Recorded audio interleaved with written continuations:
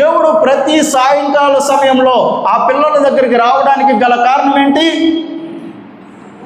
ఎందుకు వచ్చాడో తెలుసా? వాళ్ళతో ఆడుకోవడానికి వచ్చాడు. ఆయన రావడానికి గల కారణం ఏంటి? వారితో పాటు ముచ్చటించడానికి వచ్చాడు. వారు ఎలాంటి సంబంధంలోకి వెళ్ళారు తెలుసా? ఒక తండ్రికి కుమారునికి ఉన్నటువంటి సంబంధంలోకి వెళ్ళారు. ఆలోచన చేయండి, తండ్రి ఏం తీసుకొస్తాడా అని పిల్లలు ఎదురు చూస్తారు కదా.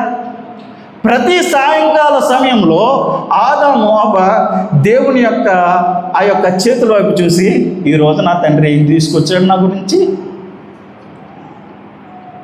నేను అడిగింది తీసుకొచ్చాడా? నేను కోరుకున్నది తీసుకొచ్చాడా?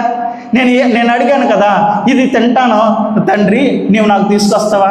నాన్న, నీవు నాకు తీసుకొస్తావా? నువ్వు ఖచ్చితంగా తీసుకురావాలి. నువ్వు ఇంటికి వచ్చినప్పుడు నువ్వు ఖచ్చితంగా నేను అడిగింది తీసుకురావాలి. ఆయన చేతుల వైపు చూస్తూ కుమారుడు ఆ విధంగా ఆశ కలిగి ఉన్నాడు. ఎందుకో తెలుసా? ఆ సంబంధం ఉంది, తండ్రితో ఆ సంబంధం ఉంది.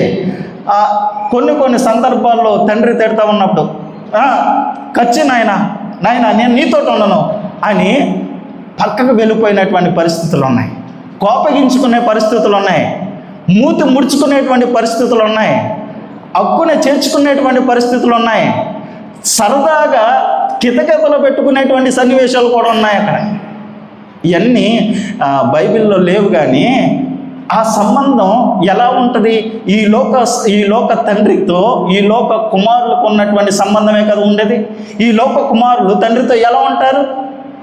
ఒక స్నేహితుడి వలె తన ఆ పిల్లవాడు ఎంత చిన్నవాడైనా కూడా తన తండ్రి ఆ వయసు వాడికిలా కనిపిస్తాడు పిల్లలకి. అందుకనే తండ్రితో ఆడుకుంటారు, తండ్రితో ముచ్చటిస్తారు, తండ్రితో కోపడతారు, తండ్రి దగ్గర బొంగమూతి పెడతారు, తండ్రి దగ్గర సమస్తం చేస్తారు, అలుగుతారు. ఇవన్నీ కూడా పిల్లలు చేస్తారు. ఆలోచన చేయండి, నీవు దేవుని సంబంధివి అయితే ఇవన్నీ నువ్వు దేవునితో చేస్తావు.